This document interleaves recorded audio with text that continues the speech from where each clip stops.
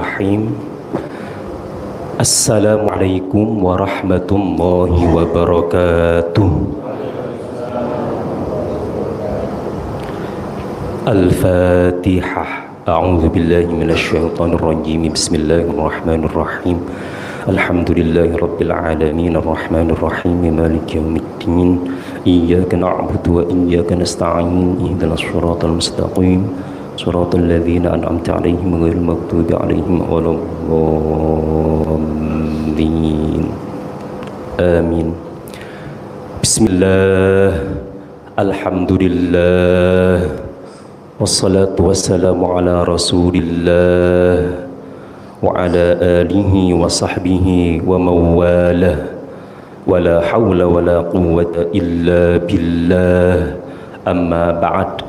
Sadatul ulama wa masyayikhanal a'izza, sedaya alim, sedaya ulama, segenap tokoh masyarakat di lingkungan Taman Hedona Regency yang saya hormati, sedaya muslimin muslimat yang dirahmati oleh Allah. Mugi-mugi Allah Subhanahu wa taala senantiasa menganugerahkan keistiqomahan kepada kita semuanya, tambah saleh, tambah salihah, ngantos husnil khotimah.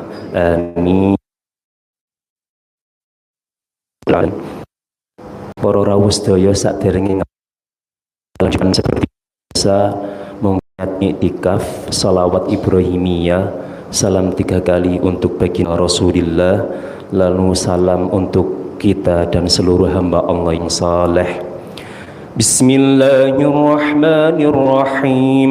Nawaitul i'tikaf fi hadzal masjid sunnatan lillahi ta'ala. Allahumma salli ala sayyidina Muhammad wa ala ali sayyidina Muhammad kama sallaita ala sayyidina Ibrahim wa ala ali sayyidina Ibrahim wa barik ala sayyidina Muhammad wa ala ali sayyidina Muhammad kama barakta ala sayyidina Ibrahim wa ala ali sayyidina Ibrahim fil alamin innaka Hamidum Majid. Assalamu alayka ayyuhan nabiy wa rahmatullahi wabarakatuh. Assalamu alayka ayyuhan nabiy wa rahmatullahi wabarakatuh. Assalamu alayka ayyuhan nabiy wa rahmatullahi wabarakatuh. Assalamu alayna wa ala ibadillahis shalihin. Alhamdulillah. Terus pundi sami wilujeng panjenengan sedaya? Alhamdulillah. Kemarin kita sudah bahas tentang diantara tanda orang bertakwa, ada 5 yang disebutkan di awal surah Al-Baqarah. Ada banyak tanda orang yang bertakwa itu, di banyak ayat Allah sebutkan. Cuman kemarin kita sampai di ayat alladzina yu'minuna bil ghaib, ya, ghaib. Kemudian yang tanda pertama adalah harus beriman dengan hal gaib. Gaib yang dimaksud di sini adalah akhirat. Kemudian tanda kedua wa yuqimunas shalah. Kita kemarin sudah bahas tentang beberapa hal yang menurut kita normal tetapi tidak normal menurut syariah. Ya, kemarin kita sudah bahas terkait pendirian salat berjamaah. Ada 3 hal yang menurut kita selama ini normal tetapi ternyata tidak normal. Kemudian tanda berikutnya wa mimma razaqnahum yunfiqun, yaitu senantiasa berderma dari apa yang dia punya. Yunfiqun itu kalau dalam tata bahasa Arab menggunakan fi'il mudhari'. Dari anfaqo yunfiku, karena pelakunya jamak menjadi yunfikuna. Dalam kajian linguistik ini tuh menggunakan fi'il mudhari.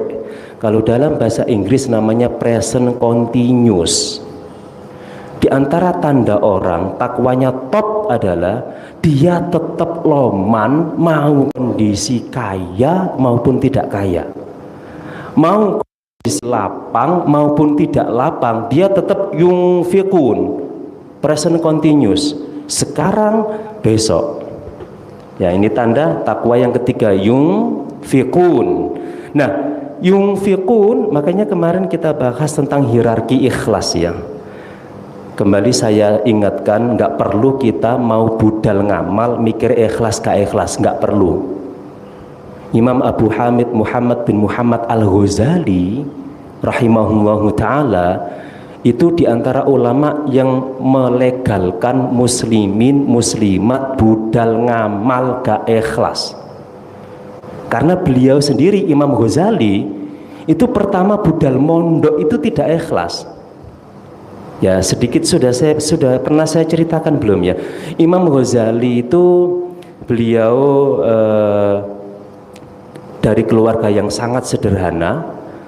Beliau namanya Muhammad Al-Ghazali, punya adik Ahmad Al-Ghazali. Nah, tinakdir ternyata sang ayah ini meninggal. Sang ayah meninggal, praktis Imam Ghazali dan adiknya menjadi yatim. Nah, di keluarga yang sangat sederhana, Ghazali yang masih SD waktu itu mikir, kerja gak mungkin saya cilik. Ya apa caranya saya bisa makan, syukur-syukur bisa ngasih ke ibu. Ya apa caranya saya tetap bisa makan, syukur-syukur bisa ngasih ke ibu.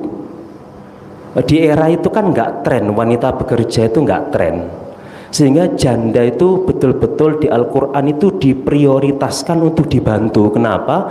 Karena saat itu nggak tren wanita itu berprofesi dan berpenghasilan, nggak tren.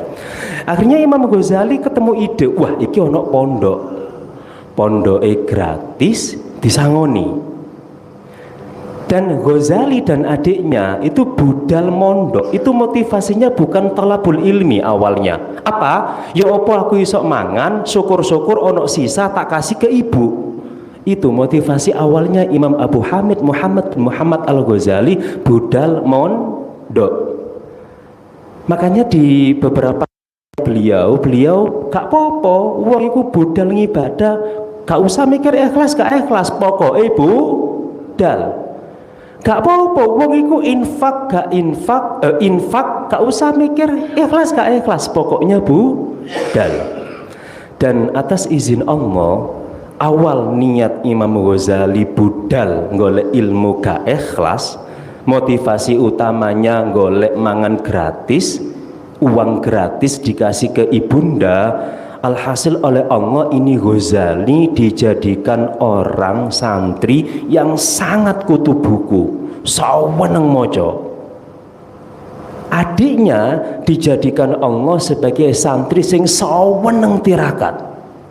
Adiknya Imam Ghazali itu gurunya Syekh Abdul Qadir Al-Jilani. Jadi Syekh Abdul Qadir Al-Jilani ketika beliau usia SD, guru spiritual pertama itu adiknya Imam Ghazali, yaitu Imam Ahmad Al-Ghazali. Nah, ini sedikit motivasi saja untuk kita. Kadang kita sok idealis ya, mau budal guru ikhlasrek engko aila. Itu bagian dari waswasati syayatin, tipu daya syaiton. Pokoknya budal. Karena apa? Imam Ghazali yakin kok, orang itu kalau sudah 40 kali ngamal istiqomah, itu sama Allah di-upgrade level ikhlasnya kok, tanpa mengondisikan diri ikhlas.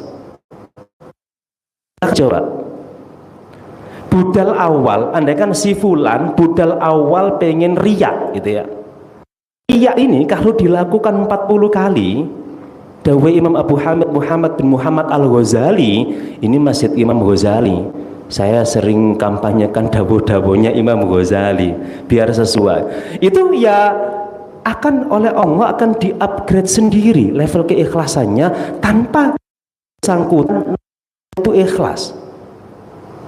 intinya budal. Nah, kemudian setelah tanda ketiga sudah, wa mimma razaqnahum yunfiqun. Tanda keempat apa? Walladzina yu'minuna bima unzila ilaika wa ma unzila min qablik.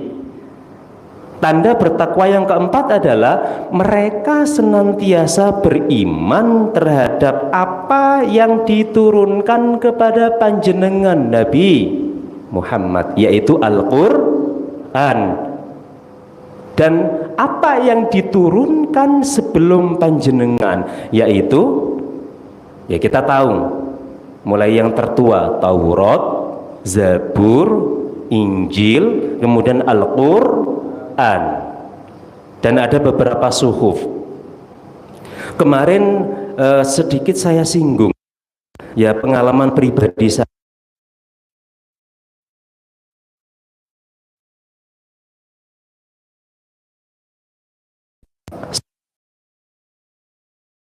disuruh iman, karuan ada di depan mata itu, jari karuan bisa dihafalkan. Tapi kenapa kita juga wajibkan sama Allah, kamu juga harus iman sama Injil, sebelum Injil Zabur, sebelum Zabur Taurat, juga ada suhuf-suhuf yang lain. Ini kan kitab sucinya tuh sudah nggak bisa kita akses. Versi yang orisinil, otentiknya, yang diturunkan Allah itu sudah tidak mungkin kita dapati. Pernah ada dugaan Injil Barnabas. Injil Barnabas itu satu-satunya kitab Injil yang ditolak oleh Kristen internasional. Kitab Injil Barnabas itu satu-satunya kitab Injil, kan Injil banyak ya aja. Ada Injil Matius, Lukas, Yohanes, Barnabas. Barnabas itu satu-satunya Injil yang ditolak oleh Kristen internasional. Kenapa? Berbahaya. Apa bahayanya? Di Injil Barnabas itu banyak sekali ayat-ayat yang senada dan seirama dengan Al-Quran. Makanya oleh Kristen internasional Injil Barnabas ditolak. Dan Injil Barnabas yang sering dipakai oleh tokoh-tokoh dunia seperti Ahmad Didat, kemudian Zakir Naik ketika debat publik dengan umat Kristen, itu yang dipakai. Nah, kenapa sih kok kita disuruh iman sama kitab sebelum Al-Quran? Barangnya gitu loh.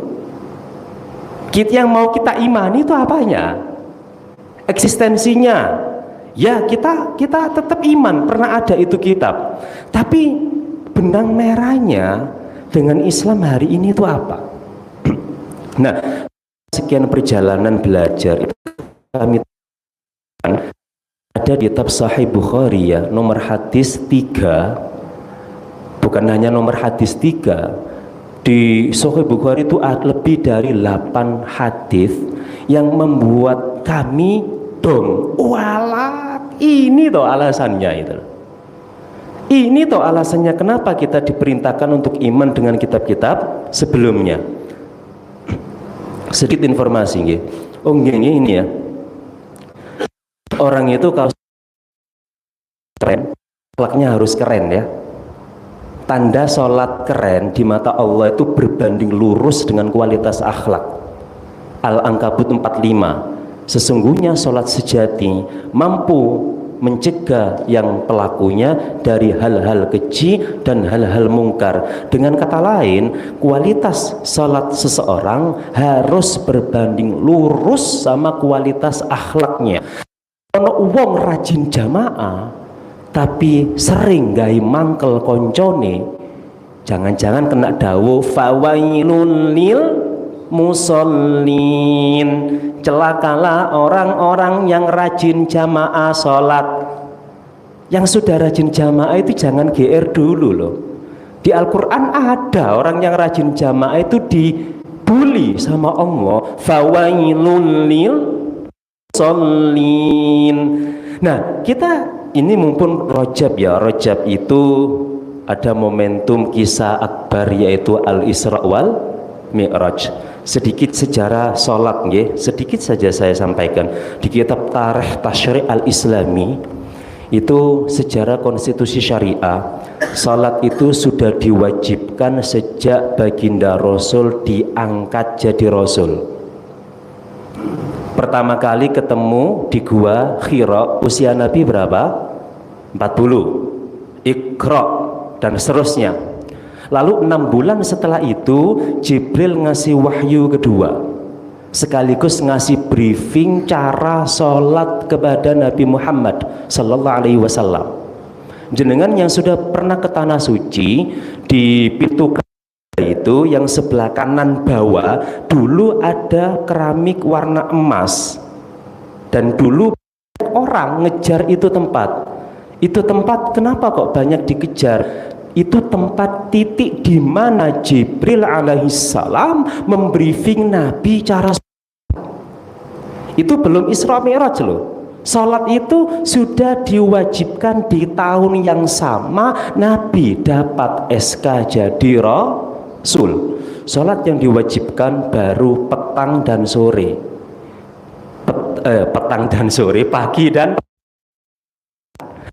2 rakaat. Lalu tambah lagi, Qumil laila illa qalila.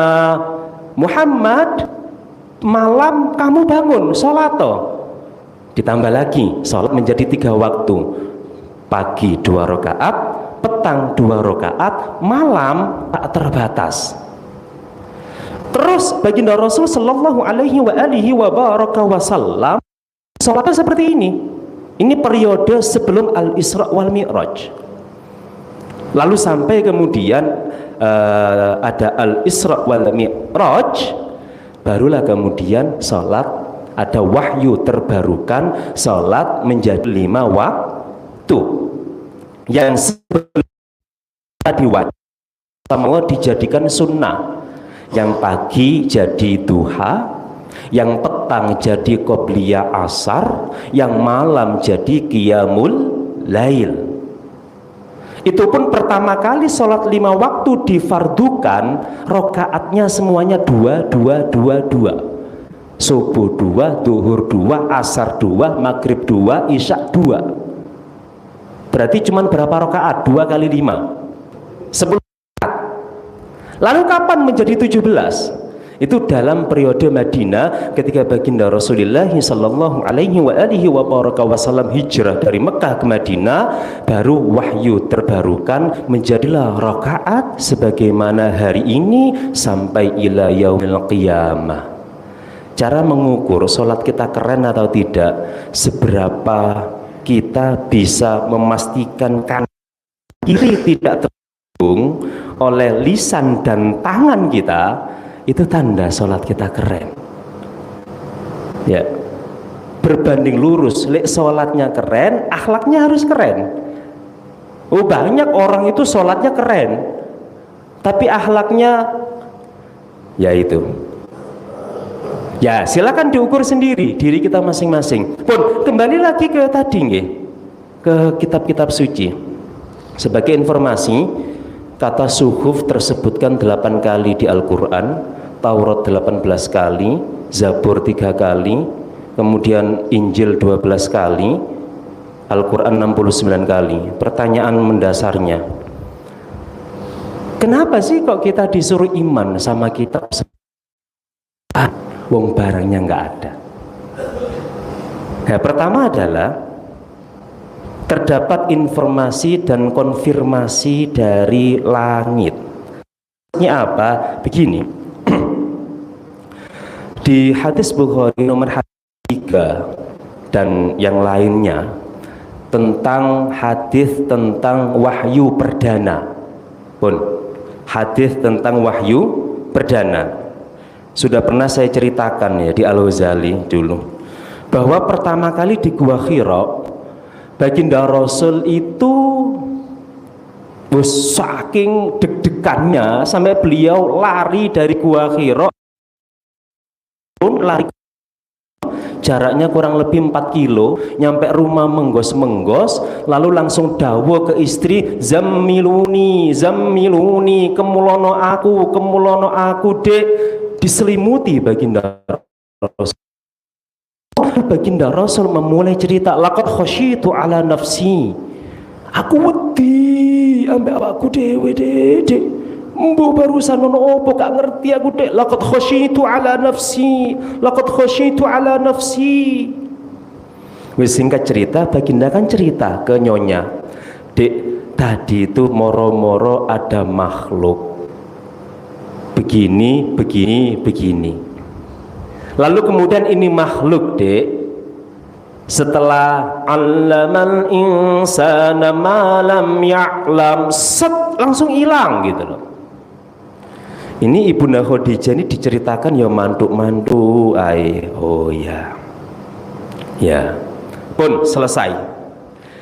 Ibunda Khadijah flashback sebelum menikah. Bapak Ibu, panjenengan tahu nggih motif utama Ibunda Khadijah melamar Baginda Rasulullah itu, motif pertamanya apa?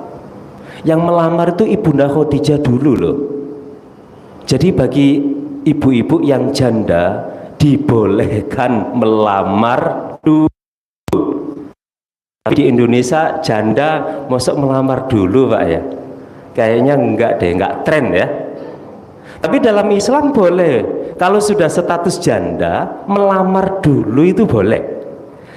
Ibunda Khadijah melamar Baginda Rasulullah lebih dulu. Pun singkat cerita kemudian beliau menikah.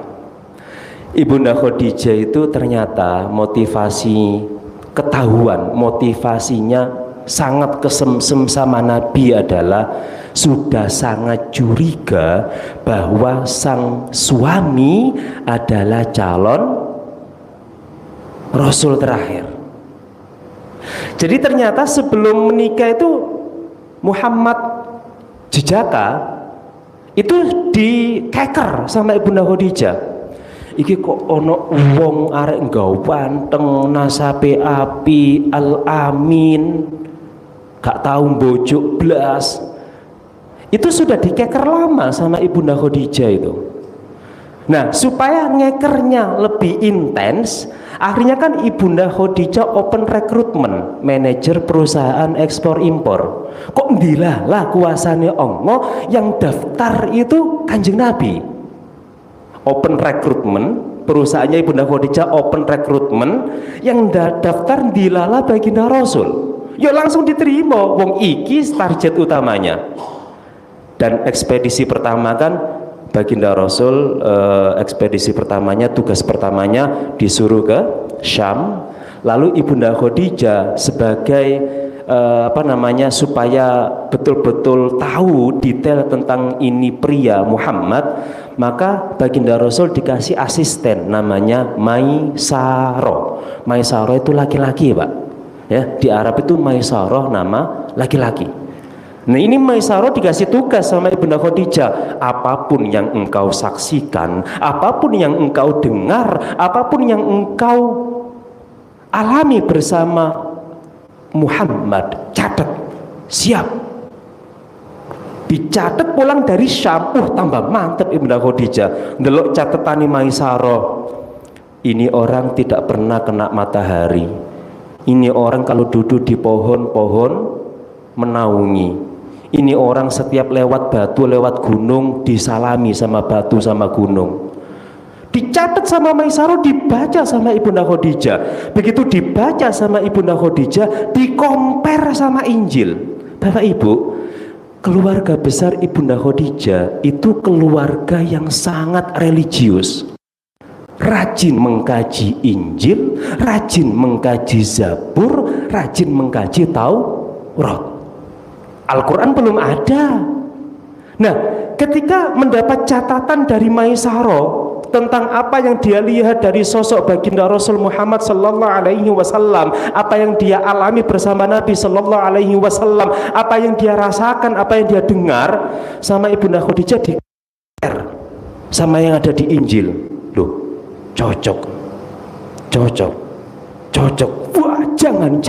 Nah, dari situlah Ibunda Khadijah mulai curiga 100%. Ya gak curiga ya, wis mendekati yakin, jangan-jangan ini orang calon nabi terakhir, baru budal ngelamar gitu kan.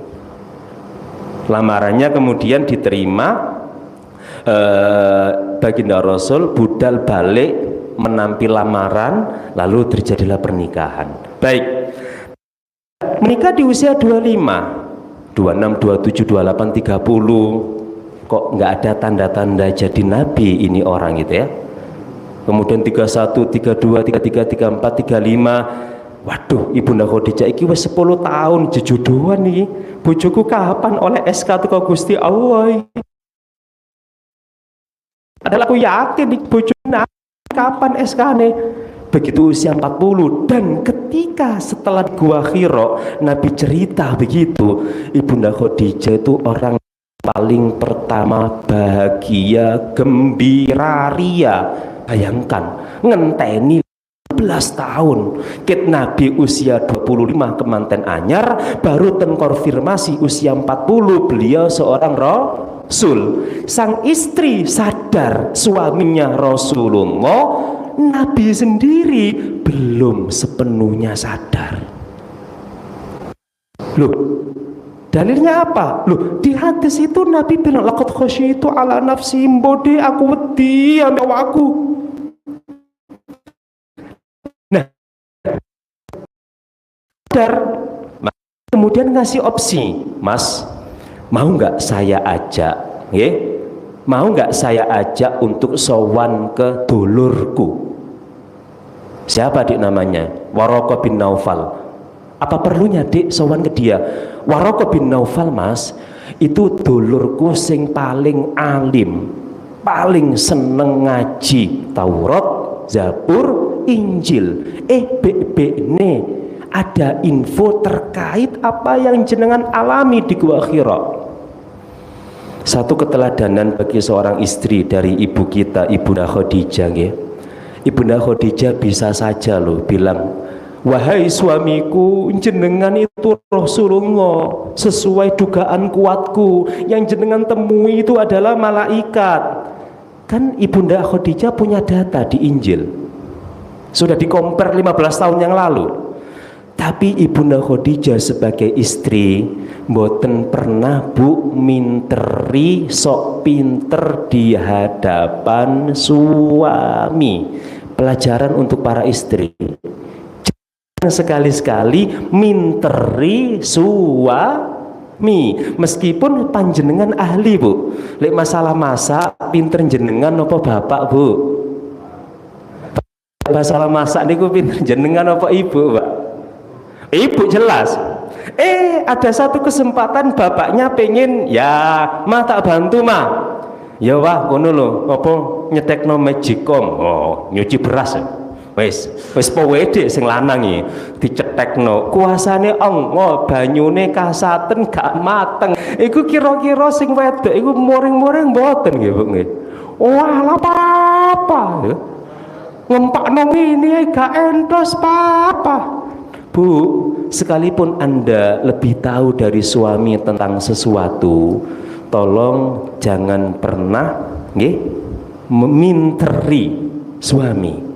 Ibunda Khadijah bisa saja loh, nggak usah jauh-jauh sowan ke Waraqah bin Naufal, tinggal beliau saja buka cerita apa adanya, lalu ambil itu Injil, lalu ambil itu Zabur, lalu ambil itu Taurat, dikompar data, selesai. Tapi Ibunda Khadijah ngerekso atine suami, Mas tak jak sowan. Sapa dik? Waraqah bin Naufal. Sapa iku? Dulurku senior. Ya wis, akhirnya kan budal sowan. Budal sowan ke Waraqah bin Naufal. Baginda Rasul ditanya, ini Waraqah bin Naufal saudaranya Ibunda Khadijah. Ini usia saat itu sudah sepuh sekali pak. Bahkan saking sepuhnya, meripatnya sudah tak bisa melihat, pendengarannya juga sangat terbatas. Muhammad cerita nak ono opo, kan sowan kan mengkonsultasikan apa yang dialami oleh Rasul. Dan Nabi cerita pak bu, ngenten mbak, ngenten des. Ini Waraqah bin Naufal, begitu baginda Rasul selesai cerita langsung berdiri, tolong tekno aku, padahal gak kuat ngadeg. Tekno aku, sambil dawuh begini, wallahi ya Muhammad, hadzan namus alladzi nazzala ala Isa wa Musa wan nabiyyin min qabl. Demi Allah wahai nak Muhammad, makhluk yang datang ke panjenengan itu adalah makhluk yang sama Allah datangkan kepada Isa, makhluk yang sama Allah datangkan kepada Musa alaihissalam, makhluk yang sama Allah datangkan kepada nabi-nabi sebelumnya. Maka kesimpulannya, wahai nak Muhammad, sampean Rasulullah. Apakah Nabi percaya? Boten. Mosok sih mbak. Makanya Nabi dawuh begini, dari mana jenengan yakin saya itu Rasulullah? Diteruskan sama Waraqah bin Naufal, wis ngene nak, totoan yo, deloken. Mene awakmu bakal diusir ambek kaummu. Percaya gak percaya, kamu Muhammad akan ngalami satu kondisi diusir teko Mekah. Karena semua nabi, semua rasul ngalami diusir. Sunnatullahnya begitu. Titenono. Itu Nabi terus jawab, awa mukhrijiyahum, mosok se aku iki bakal diusir. Waraqah bersumpah, demi Allah, andai itu terjadi dan aku masih hidup, aku jadi orang yang berada paling depan membela engkau. Pun terus kapan Nabi mulai sadar bahwa beliau Rasulullah?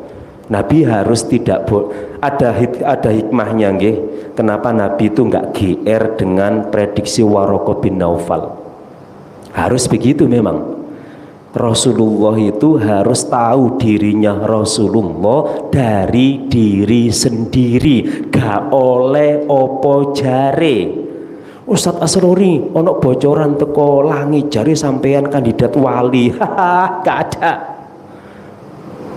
Kita kadang dapat pengakuan dari orang, lalu pengakuan itu sampai ke kita kadang GR pak. Padahal itu kabar burung bisa jadi.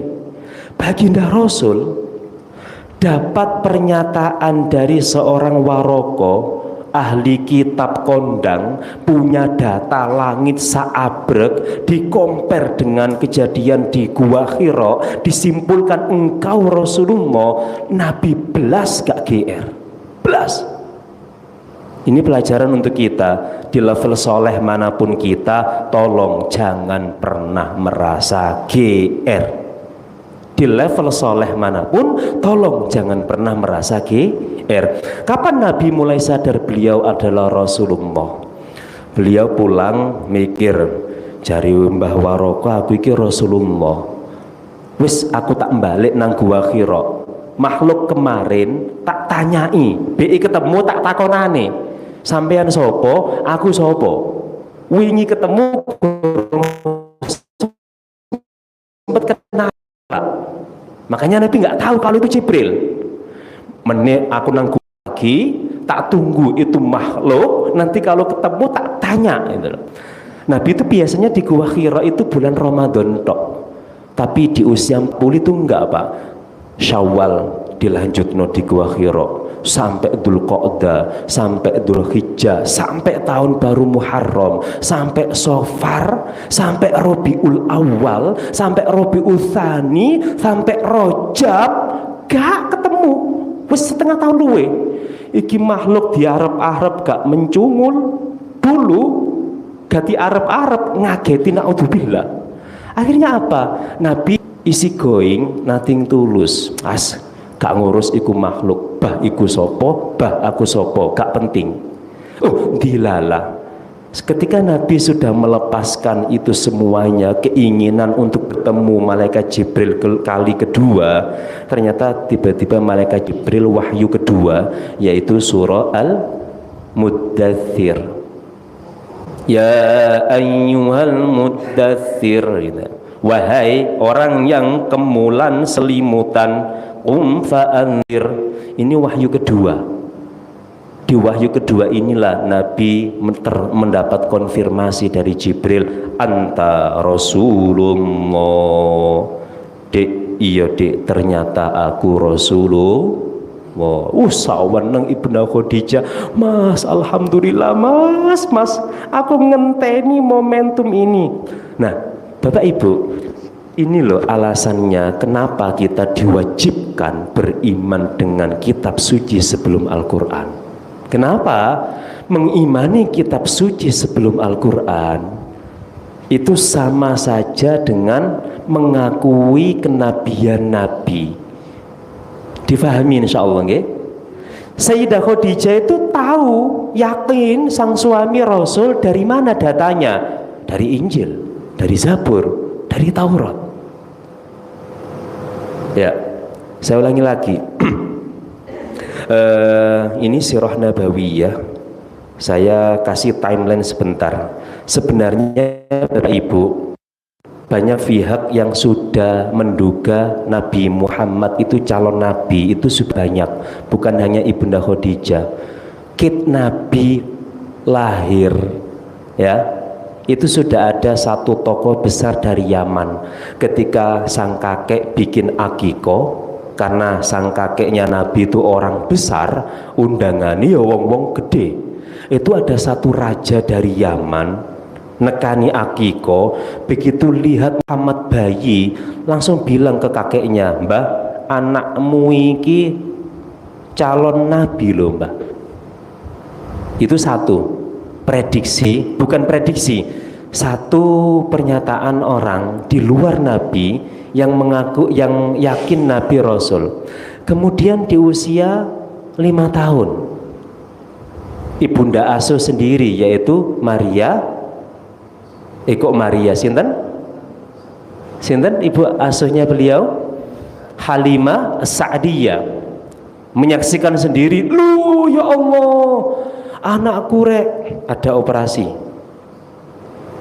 Gara-gara ada kejadian ini, baginda Rasul dipulangkan karena Ibunda Halimah wedi iki anake wong. Engko lek kedadian maneh dia diculik orang, dioperasi dadanya, iki anake wong dikembalikan. Asal ini Ibunda Halimah gak kepingin memulangkan Nabi Muhammad, tapi gara-gara ada kejadian itu ya dipulangkan kan. Oke, itu di usia 5 tahun. Kemudian di usia 12 tahun ketika baginda Rasul ikut sama omnya Abu Thalib ekspedisi ke Syam, ketemu dengan seorang pendeta kondang namanya Buhairah. Omnya disuruh pulang, "Lek mulya lek, iki arek iki nabi lek, mulya lek, mumpung gorong keendus wong Yahudi, lek sampai konangan iki arek dibelek, mulya lek." Jare Om Abu Thalib, "Iki daganganku gorong payu, tak borong dengan 3 kali lipat harga." Sudah berapa pihak coba? Kit bayi 5 tahun, usia 12 tahun. Kemudian yang Ibunda Khadijah sendiri, ya, sudah kan? Kemudian Maisarah sendiri, sudah banyak Pak pihak itu yang curiga, ini Muhammad ini orang spesial ini. Puncaknya itu Waraqah bin Naufal dengan data Injil, data Zabur, data Taurat. "Muhammad, kamu itu Rasulullah." Mosok sih mbak? Ini pelajaran untuk kita di level soleh manapun, jangan pernah asa GR. Karena nyata-nyatanya jangankan manusia, di Al-Quran itu ada loh malaikat yang dipensiunkan oleh Allah. Namanya malaikat sinten? Malaikat yang dipensiunkan oleh Allah ada di surah Al-Baqarah. Malaikat sinten? Sinten? Harut dan Marut. Malaikat tadi dipensiunkan ada kok. Apa maneh mek trimo menungso. Itulah kenapa saya sampaikan wajib bagi kita berdoa nggih, surah Ali Imran ayat 6.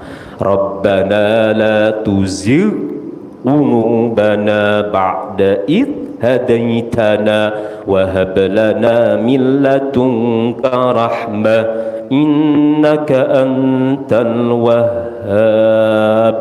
Bapak Ibu hafalkan doa itu, baca di setiap doa. Mau doa ba'da sholat, baca itu. Mau doa di momentum apapun, itu tolong tetap dibaca. Rabbana la tuzigh qulubana, ya Allah mohon jangan palingkan hati kami ba'da id hadaitana, setelah panjenengan kersa paring hidayah kepada kami. Ini doa supaya keimanan kita dijaga oleh Allah, wajib kita hafal.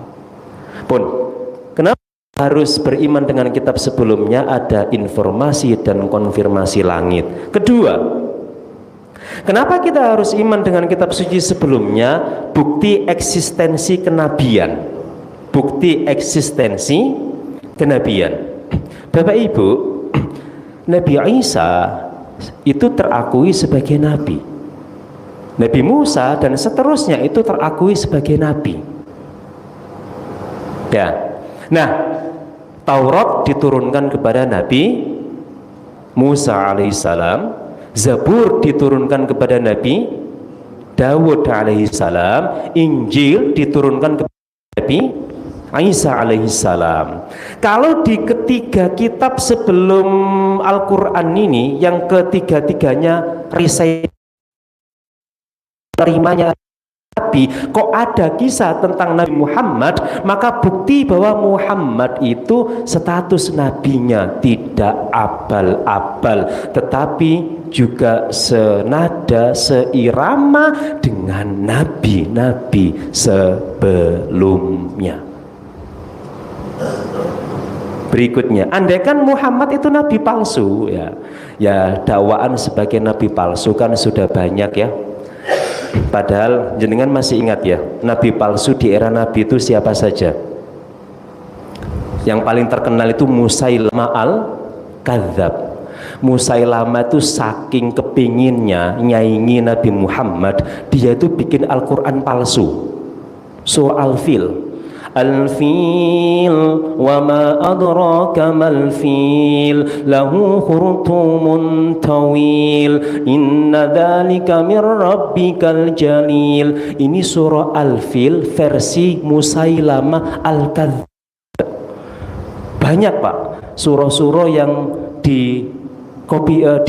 dipalsukan sama Musailama al-Kadzab.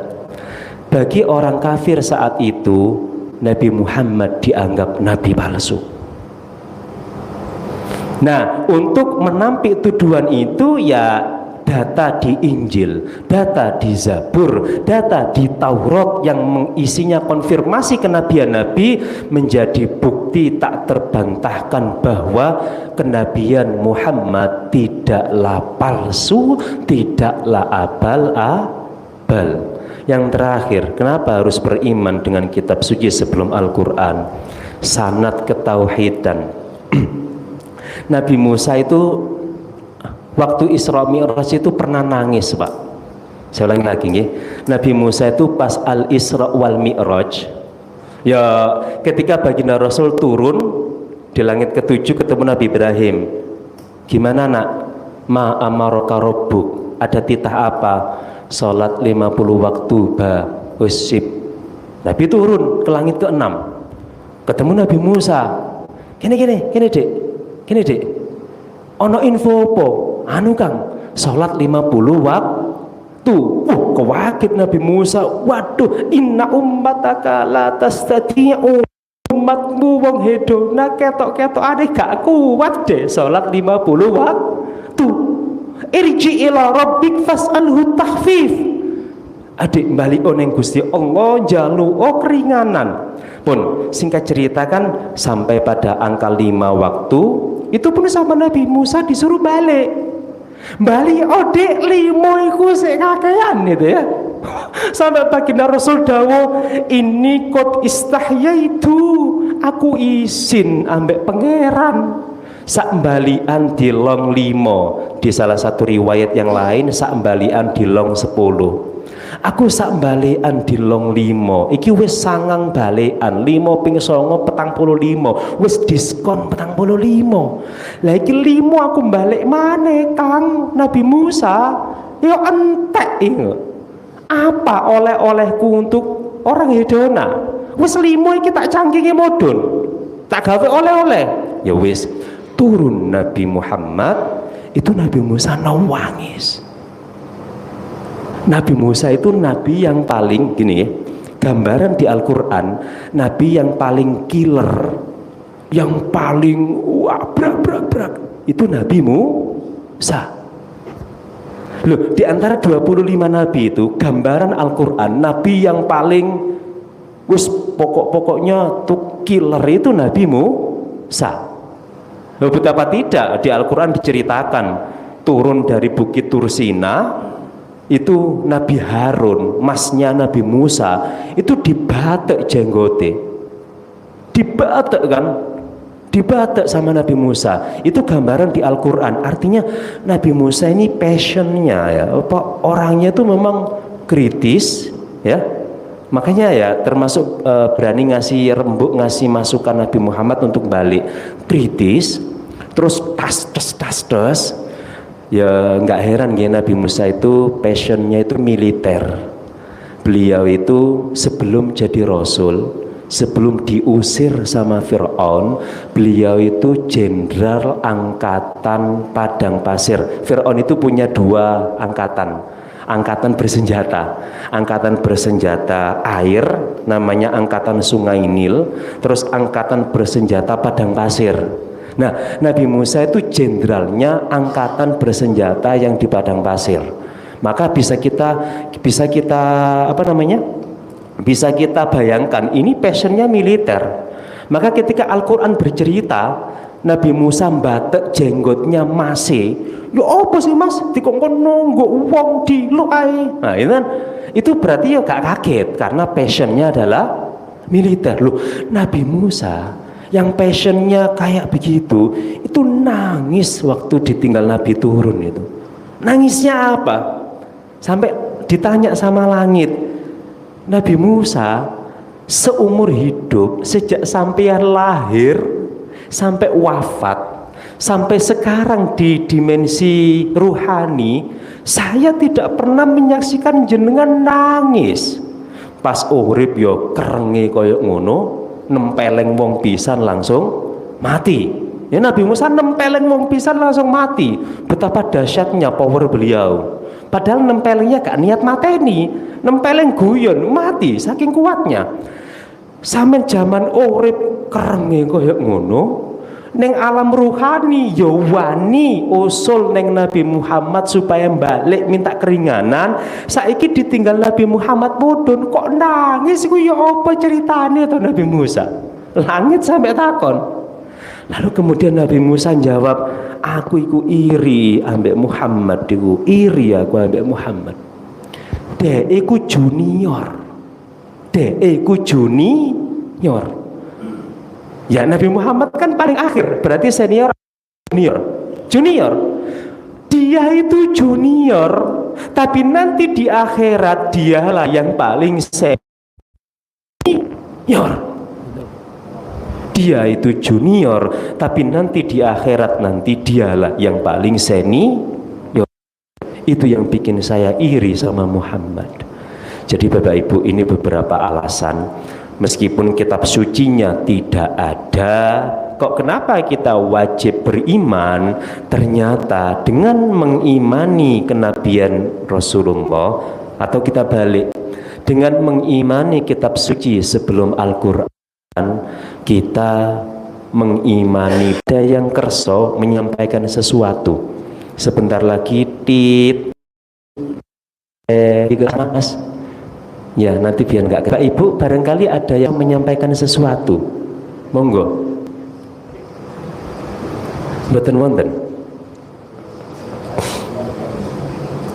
monggo. Adik-adik boleh wangsul. Oh Masya Allah, Abah Mustaqim, Ketua Yayasan, Masya Allah.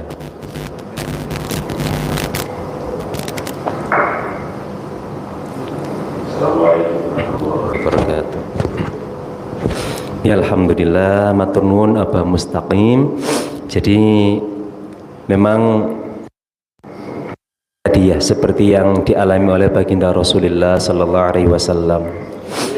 Bahkan Nabi itu ketika mau wafat itu ya, doa terakhir beliau kan sebagaimana hadis sahih riwayat Bukhari Muslim, Allahumma gfirli warhamni wa alhiqni birrafiqil a'la ar-rafiqal a'la ar-rafiqal a'la. Meninggal beliau. Coba seorang Rasulullah Muhammad sallallahu alaihi wasallam, nabi terbaik, manusia termulia yang maksum, yang tidak perlu beliau itu mohon ampun. Yang perlu mohon ampun itu kan kita yang setiap hari ya melakukan dosa. Kalau baginda Rasulullah dan seluruh para nabi itu kan maksum, apalagi lebih-lebih Rasulullah Sayyidul Anbiya wal Mursalin, itu mengajarkan di akhir nafas beliau sekarat itu ya, sekarat itu doanya apa? Allahumma gfirli, ya Allah mohon ampuni aku. Ini kan edukasi untuk kita. Beliau yang Rasulullah saja itu tetap requestnya mohon ampun.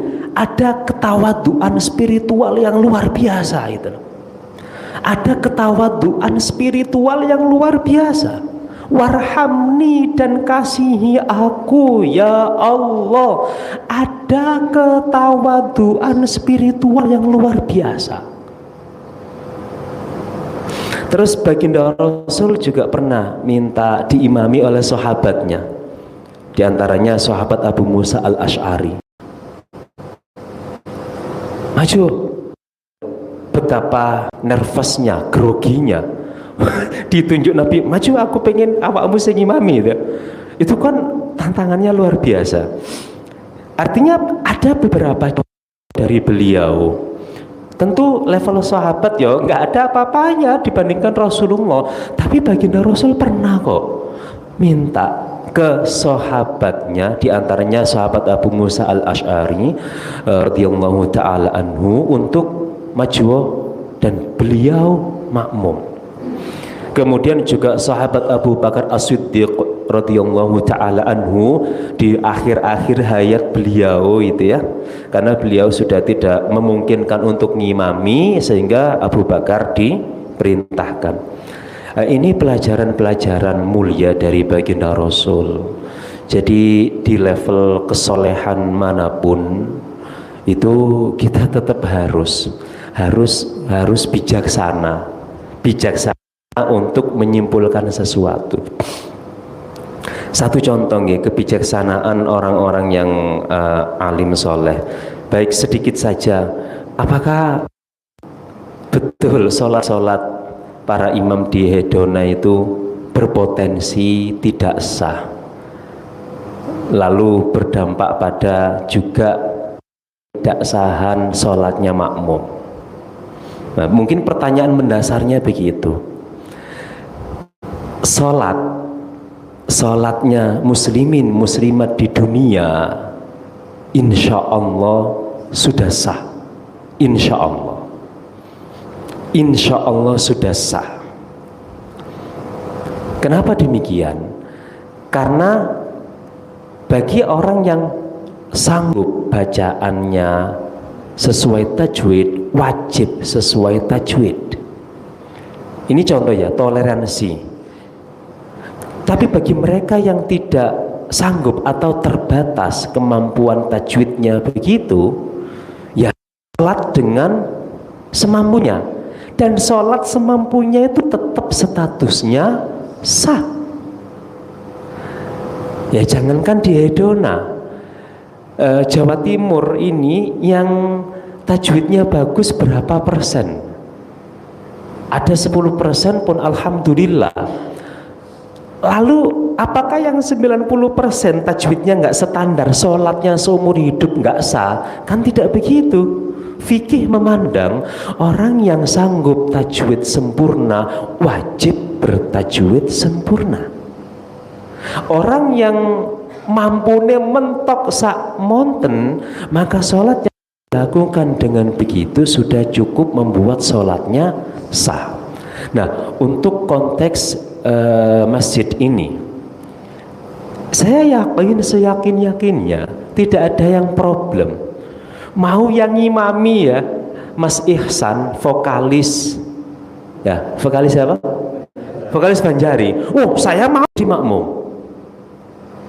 Mas Ihsan secara fikih meskipun mungkin belum balik tapi sudah mumayyiz.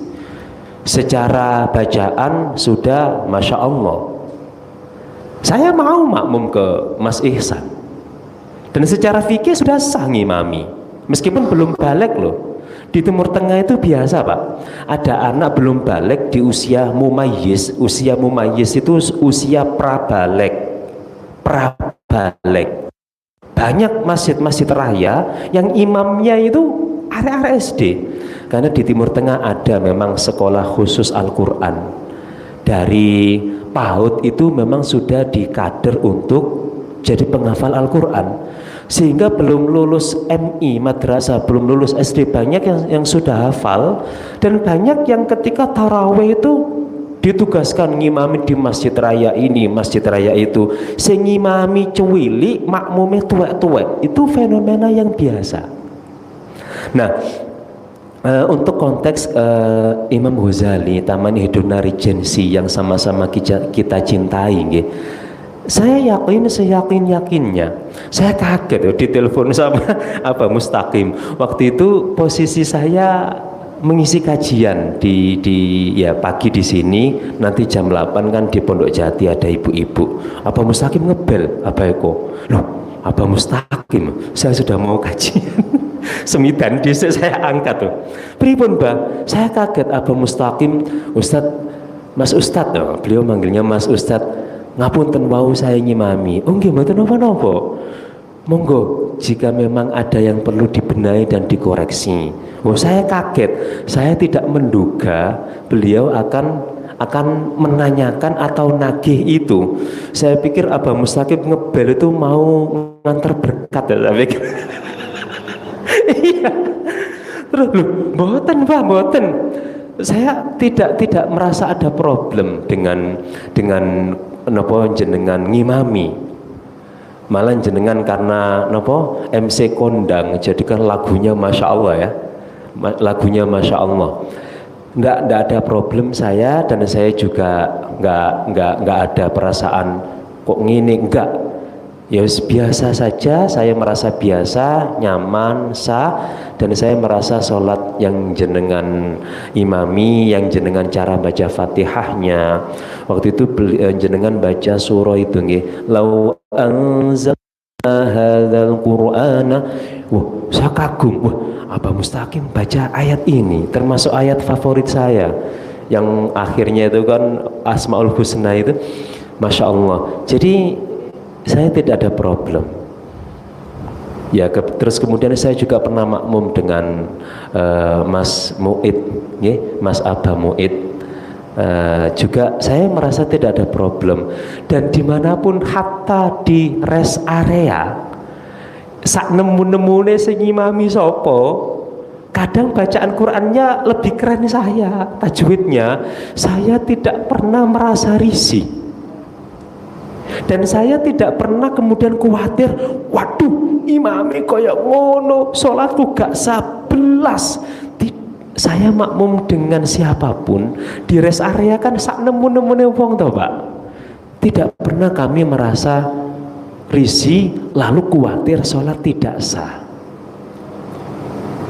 Karena kenapa begitu? Karena sholatnya wong sak dunyo, kalau dilihat dari sudut pandang fikih, perspektif empat madhab, iku ketemune sah kabeh, ketemune sah kabeh. Iya betul, ketemunya akan sah semuanya. Jadi insya Allah memang ketika untuk menjadi seorang imam memang diprioritaskan ya. Yang pertama adalah ya kualitas bacaan Al-Quran. Yang kedua pengetahuan fikih sholat ya, dan seterusnya pokoknya begitu. Nah lalu dengan para imam yang sudah terjadwal, saya pribadi menilai tidak ada problem dan tidak lalu membuat sholat yang bersangkutan tidak sah, lalu berdampak ketidaksahan makmum. Wah, kok kejauhan banget toh. Menganggap sholat orang lain tidak sah itu nanti kalau diadili sama Allah siap ya. Menganggap sholat orang lain tidak sah kan sama saja nganggap orang tidak sholat toh. Nah, itu nanti siap kalau diadili sama Allah ya. Padahal yang bersangkutan sholat kok. Resiko banget. Artinya selevel Gus Baha. Gus Baha itu ya saya ulangi lagi ceritanya. Beliau dalam perjalanan sama dua santri, satu ngedrive nyopir, satu santri yang mungkin nemeni beliau membawa keperluan beliau melewati ya daerah pegunungan. Jenengan tahulah kualitas bacaan orang-orang yang tinggal di gunung kan nggak banyak TPQ.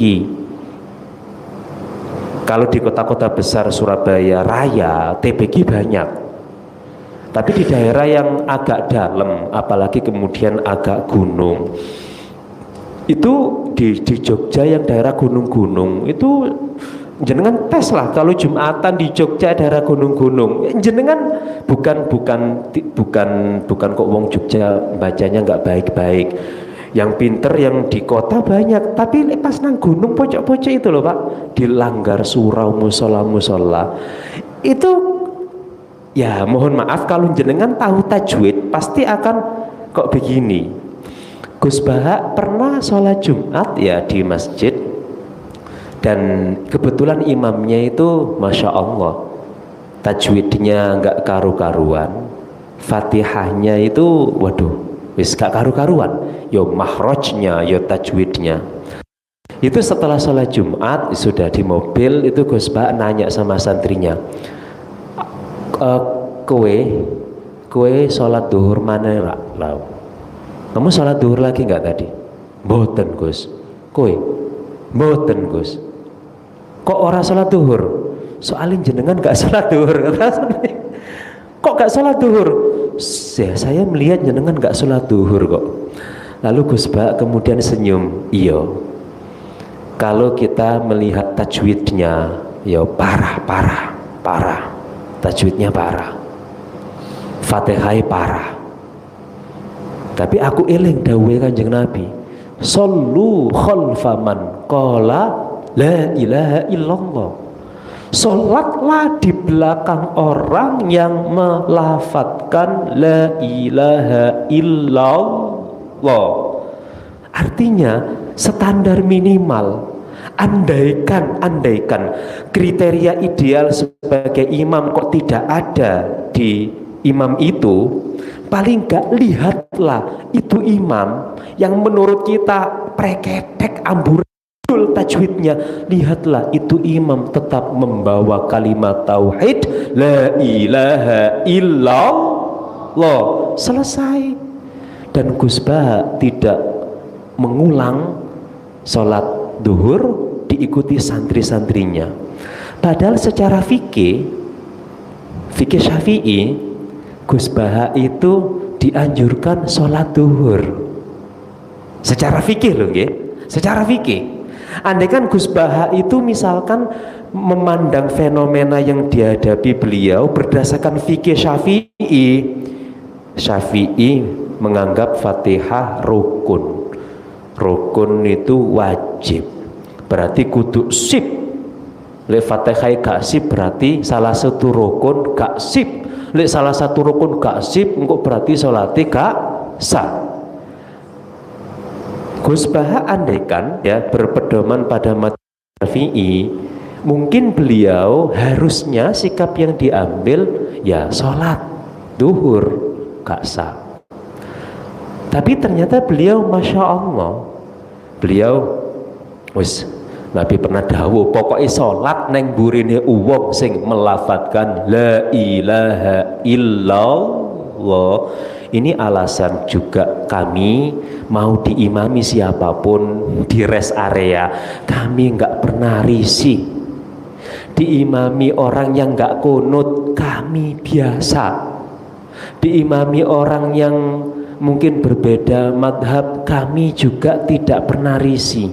Karena itu tadi, wis pokoknya iku imam la ilaha illallah, wis mesti mukmin, mesti muslim, selesai. Jadi fikih itu teknikal sekali, tapi di atasnya fikih ada sabda-sabda suci dari baginda Rasul yang memberikan pesan-pesan mulia. Jadi ini, ya Allah, sudah 25 menit dari isyraq, terlambat sekali. Ngapunten nggih, mugi-mugi manfaat nggih ya. Wallahu a'lam bis-shawab. Al-Fatihah. A'udzubillahi minasyaitonir rajim. Bismillahirrahmanirrahim. Alhamdulillahirabbil alamin arrahmanir rahim maliki yaumiddin. Iyyaka na'budu wa iyyaka nasta'in. Ihdinas shiratal mustaqim. Shiratal ladzina an'amta 'alaihim ghairil maghdubi 'alaihim waladdallin. Bismillahirrahmanirrahim. Alhamdulillahi rabbil alamin. Allahumma salli ala sayyidina Muhammadin wa ala alihi wa sahbihi ajma'in. Allahumma anfa'na bima 'allamtana wa 'allimna ma yanfa'una wa zidna ilma. Allahumma arzuqna fahma النبيين وحفظ المرسلين وإلهام الملائكة المقربين ربنا اغفر لنا ولوالدينا وارحمهما كما ربيانا صغارا ربنا آتنا في الدنيا حسنة وفي الآخرة حسنة وقنا عذاب النار وصلى الله على نبينا وسيدنا محمد وسلام على المرسلين والحمد لله رب العالمين. الفاتحة. أعوذ بالله من الشيطان الرجيم. بسم الله الرحمن الرحيم.